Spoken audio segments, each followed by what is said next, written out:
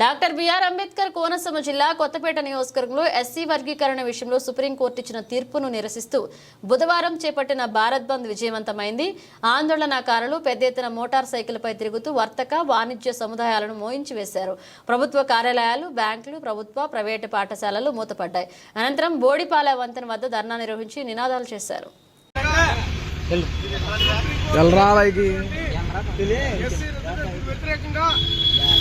నిర్వహిస్తున్నటువంటి ఈ joint action committee ఆధ్వర్యంలో ఈ భారత్ బంద్కు సంపూర్ణమైన మద్దతు ఇస్తున్నటువంటి ఎస్సీ కులాలకు, మిగిలిన వ్యాపార సంస్థలకు అంబేద్కర్ వారసులుగా మేము జై భీములతో పాటు తొలుగు తెలియజేస్తున్నాం. రిజర్వేషన్ వర్గీకరణ అనేది ఒక పూటకపు చర్య అని చెప్పేసి ఈరోజు నేను తెలియజేస్తూ ఉన్నాను. ఎందుకంటే కేవలం ఎస్సీలకు ఉన్న 15% రిజర్వేషన్ లో మీరు కొట్టుకోండి అని చెప్పేసి వర్గీకరణ చేస్తే తప్ప రాజ్యాంగ నియమ నిబంధనలు లోపడకుండా సుప్రీంకోర్టు జడ్జీలైనటువంటి వీరందరూ కూడా బ్రాహ్మణ కులానికి చెందిన వారు ఇచ్చిన ఏకపక్ష నిర్ణయాన్ని నేను వ్యతిరేకిస్తూ ఉన్నాను.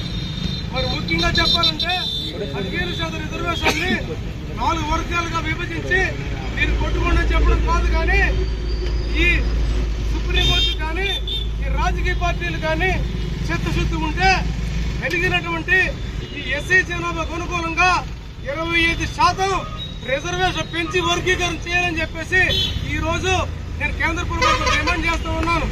మరి ముఖ్యంగా చెప్పాలంటే ఈ రిజర్వేషన్ వర్గీకరణ రాజ్యాంగ విరుద్ధం, కేవలం ఏకపక్షంగా ఈ మోడీ ప్రభుత్వం, బీజేపీ ప్రభుత్వం తీసుకున్నటువంటి నిరంకుశమైన చర్య అని చెప్పేసి సందర్భంగా ఖండిస్తూ ఉన్నాను.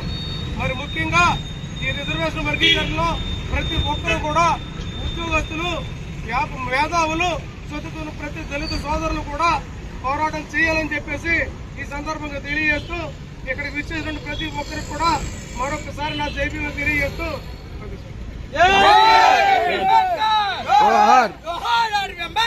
జోహార్.